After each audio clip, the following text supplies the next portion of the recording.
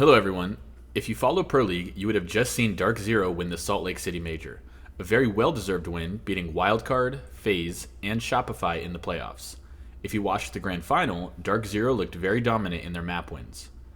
Since the start of the 2026 circuit, DarkZero has lost 7 maps in their last 27 maps played, and 4 of those were from kickoff. DarkZero dropped only 3 maps in the entire major. 1 to G2, 1 to FaZe, and 1 to Shopify. The game DarkZero play is a very good form of Siege. Not only is their teamwork great, their players have great talent, with the arguably best entry player in the world right now, NJR. Although they are a great team, I think their attacks are what set them apart from everyone else. The way DarkZero are able to deconstruct any defense is a skill that clearly wins majors. I have talked about a lot in the past defensive gaps, and I think the single best way to sum up DarkZero's attacks is that they are able to find the biggest gaps in the defense and close in on it.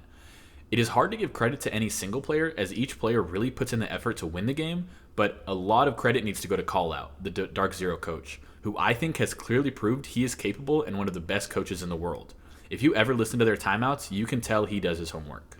So, in Pro League, defensive gaps work differently than they do in regular ranked matches. Since the game is played differently, the gaps are not going to be the same. Instead of a defender not contesting a certain area, the gaps are more like defense not having enough utility in a specific area, like a poorly defended power position, a player with lack of support from his teammates, or just bad rotations. DarkZero doesn't just magically see these gaps though. They understand their attacks and know what they're trying to accomplish. With the pressure they create on their attacks, they're able to identify the gaps they want to exploit and capitalize on them. Let's just take a look at their final round in the grand finals. To start, let's look at the lineup of the teams. Shopify is playing a pretty anchor-heavy setup, with a Clash, Fenrir, and a Smoke anchor. The idea is they want to slow down the attack and try to prolong the round. DarkZero are going for a top-down roam clear with Blitz leading the way, allowing Ram to open the ceiling above sight and play vertical. Now, as the round is starting, we get a quick glimpse of Fultz holding a cutoff drone in Cocktail Lounge. Drones like this are some of the most important pieces of utility, but so often go unnoticed, and I guess that's because the observers don't think we want to see drone POV. Anyways, this drone watches for any defenders rotating to the top floor. It has clear vision towards Whitehall and can see all the way into Cigar Shop. This tells DarkZero that there is nobody on the top floor, and so they don't even need to drone it. 40 seconds into the round, J90 is already top red and Attack is getting ready to clear the second floor. Just a minute into the round, and DarkZero already have control of the second and third floor, and they barely did any droning. At this point, DarkZero are trying to find their gap. Throughout the round, they are droning the site, figuring out where the defense is playing, and looking for a spot they can strike. Pretty quickly, they see that the site is just free. I mean, look at where the defense is playing. Not one player on Shopify is in the actual objective. DarkZero realized this and just dropped the hatch and plant, since nobody can actually deny the plant once they're in the objective. They smoke off bottom white in the hallway, and with the vertical holes from above, it's pretty much GG for them by this point. DarkZero found the gap with a full anchor defense and took advantage of it, getting control of the third and second floor quickly. Played their vertical and looked for their gap in sight. Since the vertical holes opened up the entire objective, you can't really play in there, so they just dropped the hatch, planted quickly, won the round, and took away the trophy. And this wasn't just one round. They are able to see these gaps all the time. In the semifinals versus FaZe, DarkZero really showed how strong their attacks are on Chalet, winning 6 straight attacks. 2 rounds they had really stuck out to me, round 2 and round 4. In round 2, FaZe is defending Bar and Games. This site can be a pretty big pain to clear top floor, and because of that, teams sometimes just jump into the big window in games and go for a plant. There have been a good amount of strategies developed for this, but the way DarkZero do it is just incredible. Again, let's look at lineups. FaZe only has 1 Nitro Cell to deny a plant and nothing else. There are some Thorn Traps, but it's nothing that'll deny a plant. They also have banned both Blitz and Monty, meaning if the DarkZero want a shield, it's gotta be with a fuse. Now, look at DarkZero's lineup. Capitao, Sens, Thatcher, and Fuse with a shield. Each member of DarkZero play their roles perfectly on this attack.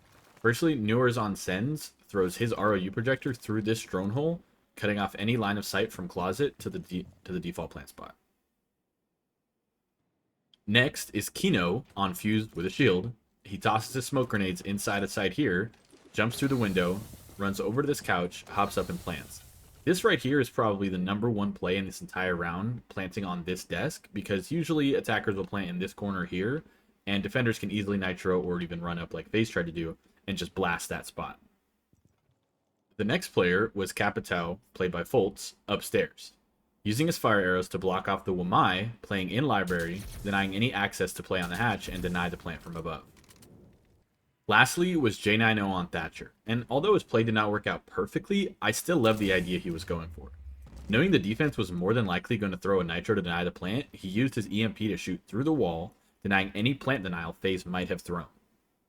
Lastly is NJR on Snake. He's just lurking up the main stairs from basement, hoping to catch players off guard, which he ends up doing after the execute. The attack from DarkZero was just played flawlessly here. The smokes to block lines of sight, the Capitao firebolts to deny hatch without even needing to take a gunfight, the plant spot, the Thatcher denial. It's really no wonder DarkZero can win 6 straight attacks. This is a combination of DarkZero seeing the gap with plant denial and the players just synergizing so well. This is one of the best executes I've seen in a long time, and it's a rush execute.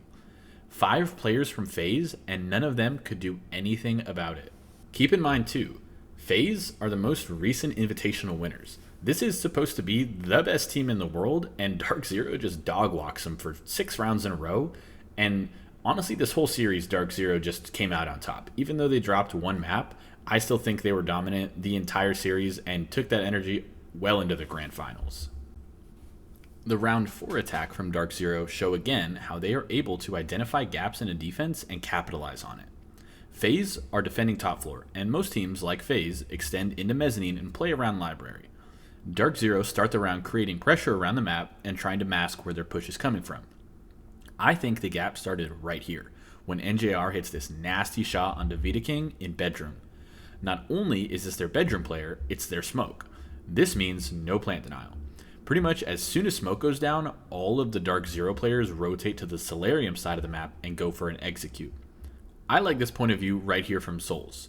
You can see most of DarkZero are already on the Solarium rappel, and NJR is holding the flank. The second the smoke dies, the gap in bedroom is created, and DarkZero rotate their entire team over. At this point, it's just DarkZero running into sight and executing. I think what makes this attack special is that DarkZero identified the gap and closed on it immediately. They don't bother going for their linear library take, they attack what's weakest.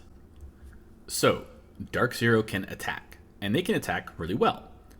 I don't have the specific stats for it since I either don't know how to find it or Ubisoft doesn't easily publish it, but while watching the broadcasts, I would hear the casters repeatedly say how DarkZero have the best attacking win rate throughout the entire major, which is pretty apparent just watching some of their attacks.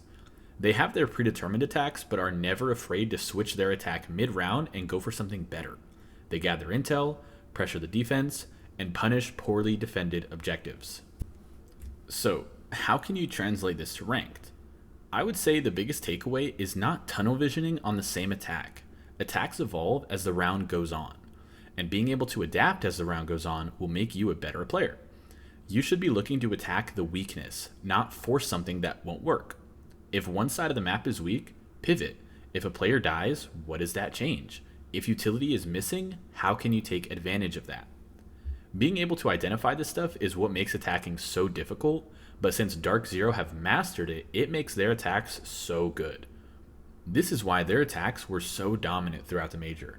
Their ability to adapt and exploit defensive weaknesses is better than any other team right now. I hope you learned something new. If you want breakdowns for any other teams, let me know. Thank you for your time.